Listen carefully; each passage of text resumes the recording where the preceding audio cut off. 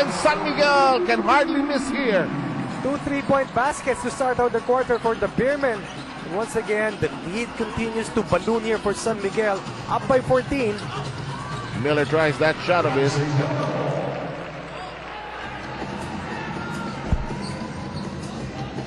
San Miguel needs to, Ginebra needs to close out long on the shooters of San Miguel, especially here in the fourth, Seth. And they're just shooting with authority here, although they missed that particular attempt. But the point is, they're shooting so well here in the first 2 minutes of the fourth quarter. Kaya ang kailangan mo sanang bumulusok dito ay yung naghahabol. Naghahanap ka ng early run here in the fourth to slice a twin-digit lead into a single one and put pressure on the team with the advantage. But right now, San Miguel with this nice cushion, 79-67. Yo coming in for Ontiveros.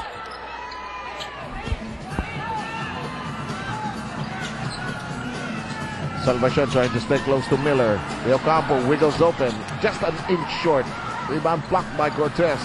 No time to reset. Tagiwa trying to fire an inspired three, and De Ocampo puts it inside on the follow. Ordinarily, Ginebra will be looking for a spark coming from its small men, but right now, yan si De Ocampo coming alive here in the fourth quarter to score 4 quick points. And he will have a chance to slice this San Miguel 10-point margin to 9. By no lead is safe. Imagine that lead of BMEC going into the last couple of minutes. That was even pruned down. Naging 2 3-point game pa nga nung dulo. Hindi gumibap ang talk and text. Boiled down to the last possession.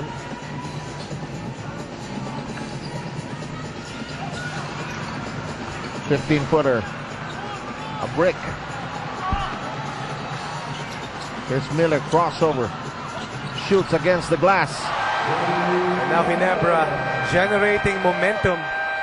Lead was biggest at 79-65. And this is a 7-point roll here coming from Ginebra. And this is what you don't want Ginebra to get started with if you're San Miguel.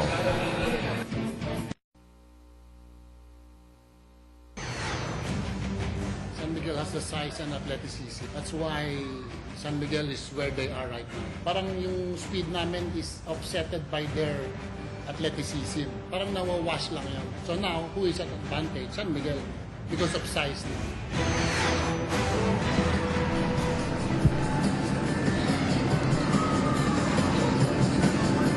Siyempre, pag nag-start in series, you try to assess your chances and try to adjust to the strengths of the other team. And John Chica has done a bit of that. His team trying to play catch-up here with 9:20 to go. His team blocks another rebound. They're within 7. Biggest lead established by San Miguel at 14. Ginebra had an 8-point lead earlier. Big charge here by the Gin Kings. Lead down to 5.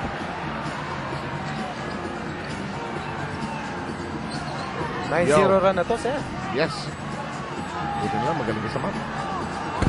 Basta subtraction lang at addition. Hey.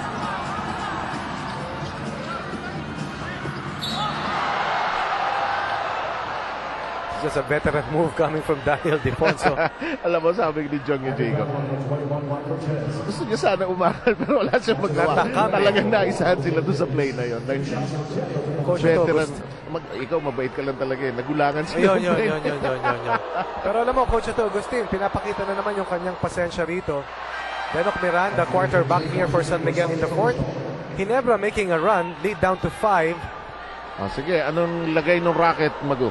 Ayon, si JC Intal has been taken back to the locker room after suffering a sprained ankle. Natapakan daw niya yung paa neto ni Sunday Salvacion a few sequences ago.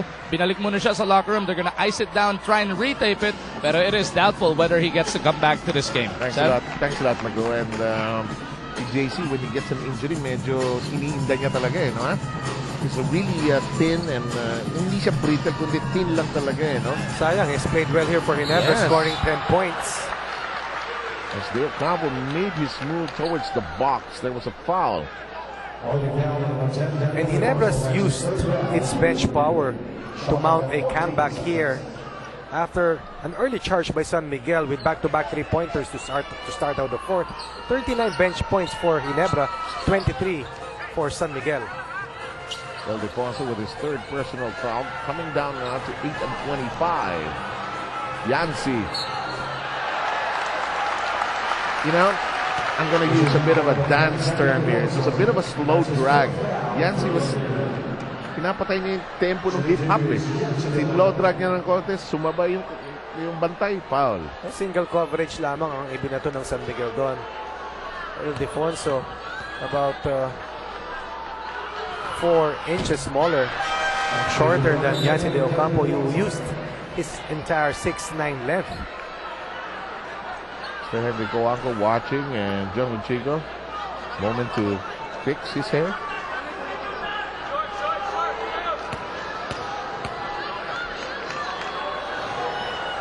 Yancy misses.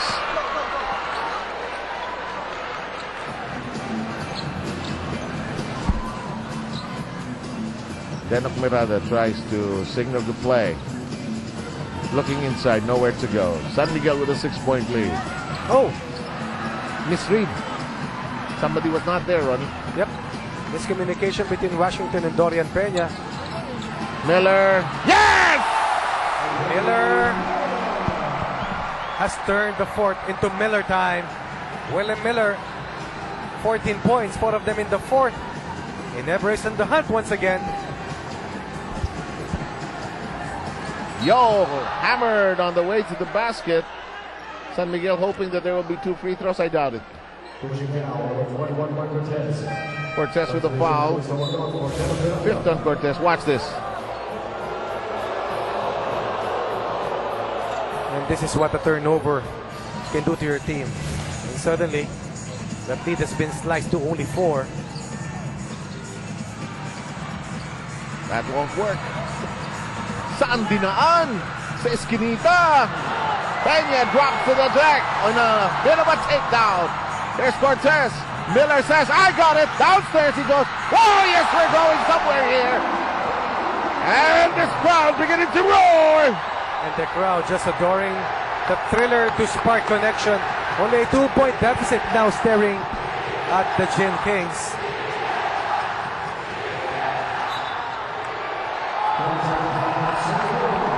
San Miguel wants to squash this uprising and silence this crowd, calling a Handy Fix 30-second timeout. Brought to you by Handy Fix on First Aid ng Bahay Mo. Bonds all, seals all. The tides have changed.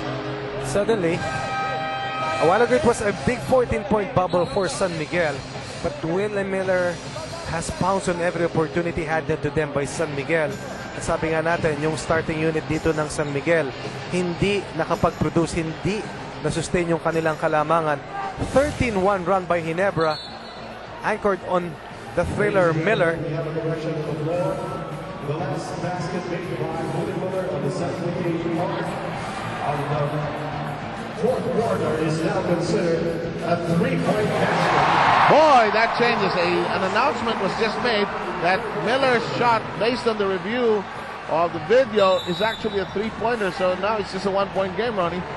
Once again, Miller getting that extra point. 0 in the first half, 15 in the second half. What a way to come back here for the Thriller Miller. 1-point affair. Arwin Santos in but out. Here comes Kagiwa. Kagiwa on the move across the midcourt line. A sea of red in front of him. Time down to 6:39. They're going to Miller. Why not? Miller, top of the keyhole. Spin, fake, the shot. No. Volleyball tap into the hands of Yancy De Ocampo. Miller is free in the corner. Shake, fake. Goes up. Misses the shot. Ball is loose. Picked up by Barangay Ginebra. There is a foul.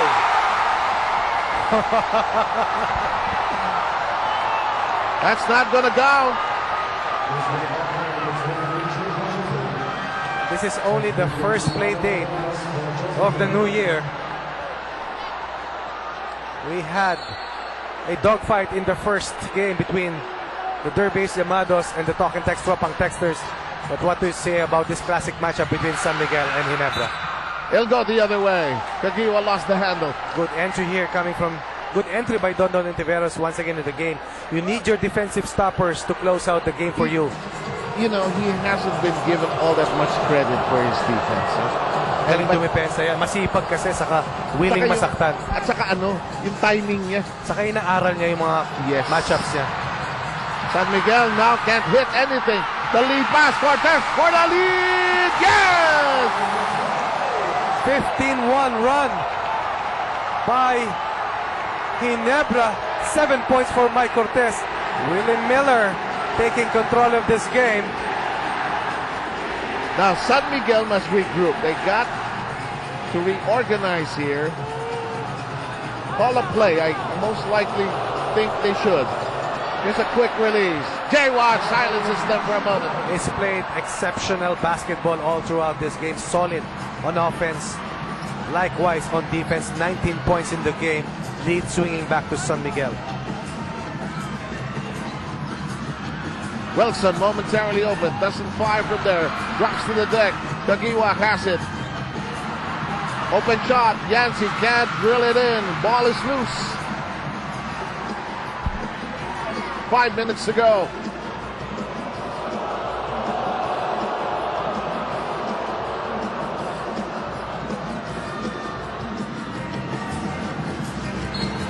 Foul given up by Yancy de Ocampo. That will be the third team foul of Barangay Ginebra. San Miguel has lost a 14-point lead. Under 5 minutes left here in the fourth. They're very much challenged right now to sustain that effort put in by Jay Washington. But ito si Coach Jong Ichigo answering back by sending in Rudy Hatfield to at least make his front line a little bigger. And get some muscle on the boards.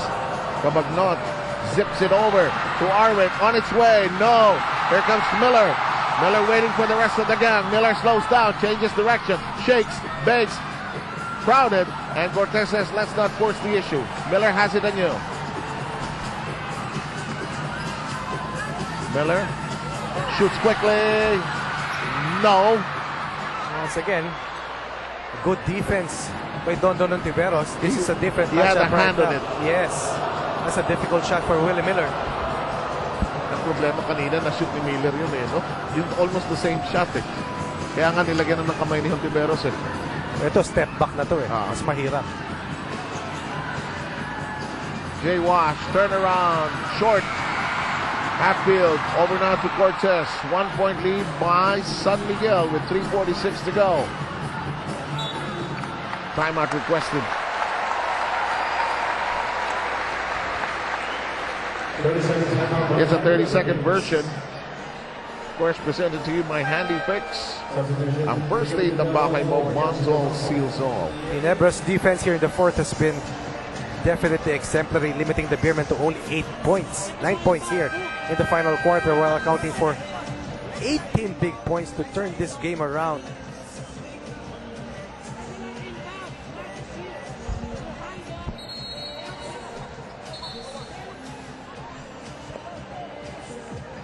Pressure-packed ball game. Of course, you want to win the first one, sort of gain an early momentum. And if we're ready with our Phoenix moment, I wonder who we caught here. It's Jongwei Chico.